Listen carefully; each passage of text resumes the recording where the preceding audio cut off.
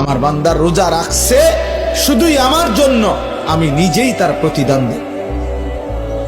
Run কাদের ফেরেশতাকে যেন আল্লাহ বলে, ফেরেশতা পুরা রমজান আমার বান্দার নেকি তুমি লিখবা না, আমি লিখবো, আমি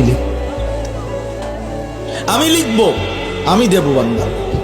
এজন্য বাপ, রমজানকে কেমনে কাটাবেন, রমজানের ফজিলত, রমজানের বৈশিষ্ট্য, রমজানের জন্য প্রস্তুতি মুমিনের আলাদা হবে। যাদের কলিজায় আখিরাত আছে, যাদের ফিকিরে আছে জান্নাতে যাওয়ার, যারা কবরের আযাব থেকে বাঁচতে চায়, যারা জাহান্নামের আগুন থেকে বাঁচতে চায় বাপ, তাদের জন্য রমজান ভিন্ন কিছু। রমজান মানে আলাদা মাস, রমজান মানে আখিরাতের মাস, রমজান ফিকিরের মাস, মেহনতের মাস, রাত্রি জাগার মাস।